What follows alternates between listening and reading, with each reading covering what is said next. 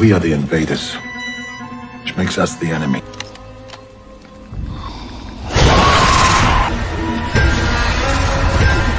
कहानी की शुरुआत में हम एक आदमी को देखते हैं जिसका नाम मैक्स है। वो एक वेदर ऑफिसर है और वो एक टापू पर मौसम का हाल लेने जा रहा था। उस जहाज पर उसका एक बॉस भी था। टापू पर पहुंचने के बाद ये लोग एक घर में जाते हैं जहां बहुत सारा सामान फैला हुआ था। ये घर पहले वाले वेदर ऑफिसर का था जो कुछ साल पहले यहाँ पर आया था, मगर अब वो इस घर में नहीं था। इसके बाद ये लोग एक लाइट हाउस में जाते हैं जहाँ इन्हें एक आदमी मिलता है। उसका नाम ब्रूनर था। बॉस उससे पूछता है कि पहले वाला वेदर ऑफिसर कहाँ है। इस पर ब्रूनर उसे बताता है कि वो बाहर गया और कभी भी वापस नहीं लौटा। इसके बाद ब्रूनर इनसे वाइन मांगता है, मगर ये लोग उसे मना कर देते हैं। अब बॉस मैक्स को उसी टापू पर छोड़कर जाने लगता है क्योंकि उसके जाने का टाइम हो गया था। मगर जाने से पहले वो मैक्स को एक गन देता है जिससे वो खुद की सेफ्टी कर सके।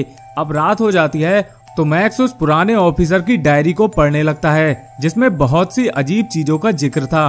तभी मैक्स को अपने दरवाजे पर किसी के होने का एहसास होता है। जब वो पास जाकर देखता है तो उसे किसी क्रीचर का हाथ नजर आता है। इसके बाद मैक्स अपनी जान बचाने के लिए उस क्रीचर पर अटैक करता है जिससे वो क्रीचर वहां से चला जाता है। अगले दिन जब मैक्स घर के बाहर निकलता है तो उसे रेत में उन्हीं क्रीचर्स के पैरों के निशान नजर आते हैं। वो भागकर लाइट हाउस में जाता है और ब्रूनर से दरवाजा खोलने को कहता है, मगर ब्रूनर दरवाजा नहीं खोलता। इसके बाद मैक्स अपने घर वापस आकर अपने घर की विंडो और दरवाजों को सील करने लगता है जिससे वो क्रीचर अंदर न आ पाए। अब रात हो जाती है तो मैक्स को बहुत सारे क्रीचर अपनी तरफ आते हुए दिखाई देते हैं और कुछ ही देर में वो मैक्स पर अटैक भी कर देते हैं। मैक्स भी उन्हें भगाने की बहुत कोशिश करता है मगर कामयाब नहीं होता। इसके बाद मैक्स घर के बाहर पड़ी लकड़ियों को आग लगा देता है जिससे डर के वो सारे क्रीचर वहां से भाग जाते हैं। तभी मैक्स घर से निकलकर एक टीले के पीछे छिप जाता है और रात भर वहीं रहता है। सुबह मैक्स देखता है कि उसका घर पूरी तरह से जल चुका है। तभी मैक्स को ब्रूनर दिखता है और वो एक प्लान बनाता है कि क्यों ना ब्रूनर को मारकर उसका लाइट हाउस ले लिया जाए। मैक्स बिल्कुल ऐसा ही करने वाला था, मगर तभी एक क्रीचर वहां पर आकर मैक्स पर अटैक कर देता है। मैक्स उस क्रीचर को शूट करने वाला था, तभी ब्रूनर वहां आ जाता है और उसे ऐसा करने से रोकता है। इसके बाद ब्रूनर मैक्स को लेकर लाइट हाउस में पहुंचता है जहां वो क्रीचर मैक्स के घाव को चाट रहा था। अब फिर से रात हो जाती है तो दोनों मिलकर उन क्रीचर का इंतजार करने लगते हैं।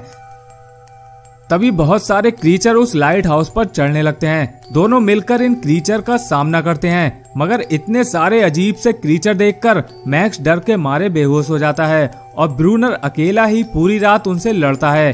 सुबह जब मैक्स की आंख खुलती है तो ब्रूनर कल रात के लिए उस पर बहुत भड़कता है। इसके बाद मैक्स पानी भरने झरने के पास जाता है और पानी भर के जब वो लाइट हाउस में वापस आता है तो देखता है कि ब्रूनर उस क्रीचर के साथ घपाघप कर रहा था। इसके बाद रात को हम फिर से इन्हें क्रीचर का वेट करते हुए देखते हैं। तभी वो क्रीचर आकर इन पर अटैक कर देते हैं, मगर इस बार ब्रूनर दरवाजा बंद कर लेता है और मैक्स को ही अकेले उन क्रीचर से लड़ना पड़ता है। सुबह जब ब्रूनर दरवाजा खोलता है तो देखता है कि मैक्स वहीं बालकनी के पास बैठा था और उसने बहुत सारे क्रीचर्स को मार दिया था। इसके बाद हर रात इन्हें ऐसे ही इन क्रीचर्स का सामना करना पड़ता है।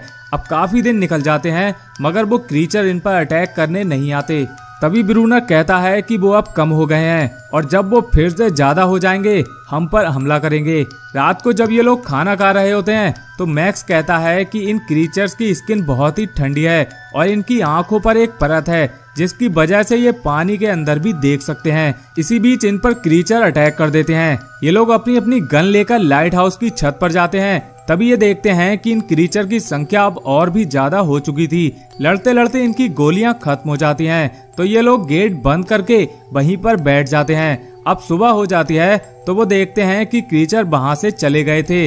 अगले दिन जब मैक्स समंदर के किनारे बैठा होता है तो उसे एक बोट नजर आती है। ये देखकर मैक्स बहुत ही खुश होता है और वो भागकर अपनी फ्लेयर गन लाकर चलाने लगता है, मगर तभी वहां ब्रूनर आ जाता है और वो मैक्स को ऐसा करने से रोकता है। तभी वो क्रीचर वहां आकर मैक्स को बचाता है। ये देखकर ब्रूनर को बहुत गुस्सा आने लगता है। ब्रूनर का गुस्सा देखकर वो क्रीचर वहां से चला जाता है। अब ब्रूनर मैक्स से कहता है कि मैं नहीं चाहता कि कोई भी इस टापू पर आए। ये कहकर वो वहां से चला जाता है। इसके बाद वो क्रीचर फिर से वापस आती है और मैक्स उसे एक छोटी सी बोट दिखाता है इसके बाद वो क्रीचर मैक्स को एक जगह ले जाती है जहाँ मैक्स को एक बड़ी बोट मिलती है। वो भागकर ब्रूनर के पास जाता है और उसे उस बोट के बारे में बताता है। इस पर ब्रूनर मैक्स से कहता है कि मुझे उस बोट के बारे में पहले से पता है, वो बोट किसी काम की नहीं है। इसके बाद ब्रूनर लाइट हाउस में मैक्स को कुछ सामान दिखाता है और कहता है कि कुछ टाइम पहले यहाँ पर एक बोट आई थी जो पानी में डूब गई। उसमें बहुत सारे बम थे, अगर वो बम हमें मिल जाएं तो हम एक साथ कई क्रीचर को मार सकते हैं। अगले दिन हम देखते हैं कि मैक्स और क्रीचर एक साथ नहा रहे थे, तो ये देखकर ब्रूनर को बहुत गुस्सा आ रहा था। अगले दिन दोनों बम को ढूंढने एक ऐसे जगह जाते हैं जहां वो बोट डूब गई थी। ब्रूनर कहता है कि तुम एक बार रस्सी हिलाओगे इसका मतलब सब ठीक है, 2 बार हिलाओगे इसका मतलब सामान बंद गया है, 3 बार हिलाओगे इसका मतलब कुछ गड़बड़ है। ये कहकर मैक्स पानी के नीचे चला जाता है और वहाँ बहुत सारा सामान रस्सी से बांध देता है, मगर तभी वहाँ एक क्रीचर आ जाता है जिससे डर के मैक्स नीचे गिर जाता है। अब वो रस्सी को 3 बार हिलाता है मगर ब्रूनर उसे ऊपर नहीं खींचता, मगर मैक्स किसी तरह उस सूट से निकलकर वापस ऊपर आ जाता है।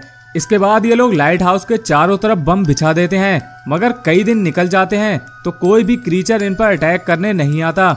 इसके बाद मैक्स एक दिन पालतू क्रीचर को मारने लगता है क्योंकि उसे लग रहा था कि इसी ने बाकी क्रीचर को बताया होगा। इसके बाद ब्रूनर एक प्लान बनाता है और मैक्स से कहता है कि हम मेन डोर को ओपन रखेंगे ताकि क्रीचर हम पर अटैक करें। रात हो जाती है और ये लोग बिल्कुल ऐसा ही करते हैं। तभी ब्रूनर उस क्रीचर को अपने साथियों को बुलाने के लिए कहता है। इस पर वो क्रीचर जोर जोर से रोने लगती है। दूसरी तरफ जब मैक्स नीचे होता है तो एक क्रीचर उस पर अटैक कर देता है, मगर मैक्स उसे मार देता है। वहीं ऊपर ब्रूनर पर भी कई क्रीचर अटैक कर देते हैं। अब ब्रूनर बम का बटन दबाता है तो ब्लास्ट नहीं होता। इसके बाद वो अपनी गन से ही उन क्रीचर का सामना करने लगता है, मगर तभी मैक्स फिर से बम को सेट करता है और बटन दबाता है। इसके बाद एक जोर का धमाका होता है जिसकी वजह से मैक्स और ब्रूनर भी बेहोश हो जाते हैं। अगले दिन जब इन लोगों को होश आता है तो ये लोग घायल क्रीचर को मारने लगते हैं। तभी इन्हें पता चलता है कि वो पालतू क्रीचर इन्हें छोड़कर चला गया है। इसके बाद जब मैक्स लाइट हाउस में होता है तब उसे वही फोटो मिलती है जो उसे पुराने वेदर ऑफिसर की डायरी में मिली थी। इससे वो समझ जाता है कि ब्रूनर ही वो पुराना वेदर ऑफिसर है। इसके बाद हम देखते हैं कि वो पालतू क्रीचर फिर से वापस आ चुकी थी, मगर वो अपने साथ और भी कई क्रीचर को लेकर आई थी, मगर ये क्रीचर मैक्स पर अटैक नहीं कर रहे थे। तभी वहाँ ब्रूनर आ जाता है और इन्हें शूट करने लगता है, मगर मैक्स उसे रोकता है और कहता है कि ये लोग लड़ाई नहीं चाहते। ये सुनकर ब्रूनर वहाँ से चला जाता है और लाइट हाउस की छत पर पहुंचकर उन क्रीचर को मारने लगता है। इसी बात को लेकर मैक्स और ब्रूनर आपस में लड़ने लगते हैं। तभी मैक्स ब्रूनर से कहता है कि तुम बुरे आदमी नहीं हो, बस हालात ने तुम्हें बुरा बना दिया है। इसके बाद ब्रूनर बालकनी में चला जाता है जहां बहुत से क्रीचर आकर उसे मार देते हैं। अब सीन यहीं पर कट होता है और अगले सीन में हम 2 ऑफिसर को देखते हैं जो 1 साल बाद यहाँ पर आए थे। इसी दौरान मैक्स सोचता है कि ब्रूनर यहाँ से क्यों नहीं जाना चाहता था और उसने क्यों अपनी पहचान छुपाई। उसे पता चल चुका था कि यहाँ दुनिया से अलग एक अजीब ही सुकून है और वो नहीं चाहता था कि किसी को इन क्रीचर के बारे में पता चले। और इस तरह ये मूवी यहीं पर खत्म हो जाती है। तो दोस्तों, अगर आपको इस मूवी का एक्सप्लेनेशन पसंद आया हो तो इस वीडियो को एक लाइक जरूर कर दें। साथ ही चैनल को सब्सक्राइब करने के बाद बेल आइकन दबाना बिल्कुल भी ना भूलें। हम मिलते हैं आपसे एक नई वीडियो में एक नई मूवी के साथ। तब तक के लिए धन्यवाद।